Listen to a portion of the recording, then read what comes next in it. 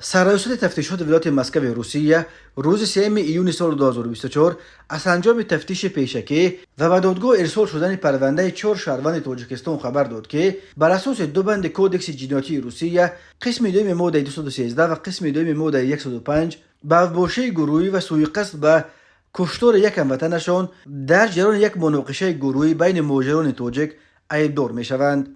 این زنازنی خونین بین خود تاجیک‌ها شب 31 ایول سال 2023 در چخوف، شهر با 87,000 اهالی در تقریبا 70 کیلومتری جنوب پایتخت روسیه رخ داده بود.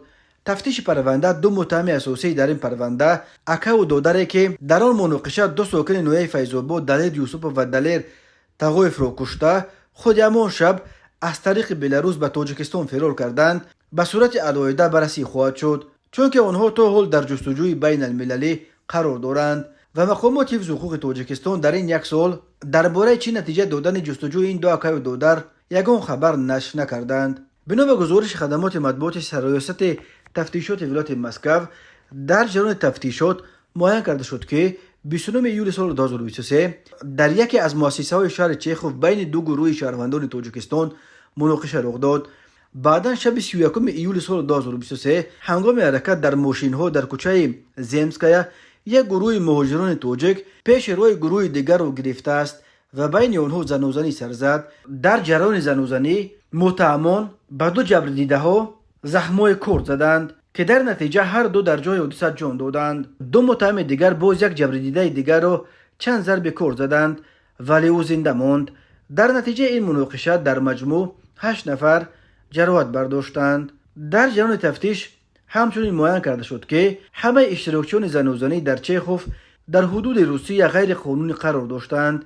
این بخش خلاصه تفتیشات با مقصد به جوابگری کشاندن شخصان مسئول علاوه بررسی خواهد شد. در اطلاع مقامات تفتیشاتی یگان نام آورده نشده است ولی قبلا گزارش شده بود که در جریان مناقشه شب 31 ایول سال 2023 در شهر چخوف دو زاده نویه فیض‌آباد دلیر تغایف و دلیر یوسپوف کشته شدند.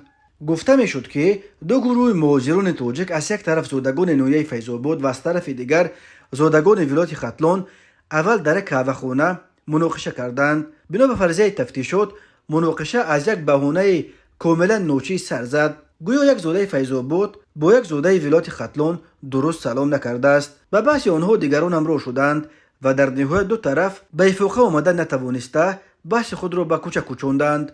در ویدیوهای از جای حادثه نشر شده دیده می شد که گروه تاجیک‌ها در 5 ماشین به جای واخوری یا رزبار آمده ماشین‌های خود را نمایشکارانه در بین راه می‌گذارند و سپس با هم دیگر دست به گریبان می‌شوند.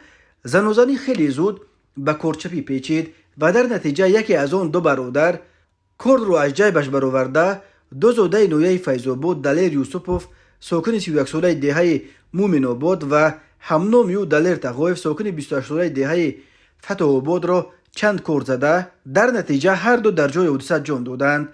درباره شخصیت دلیر یوسپوف معلومات زیادی در دست نیست ولی دلیر تغایف در چخوف به تجارت مواد ساختمانی مشغول بوده.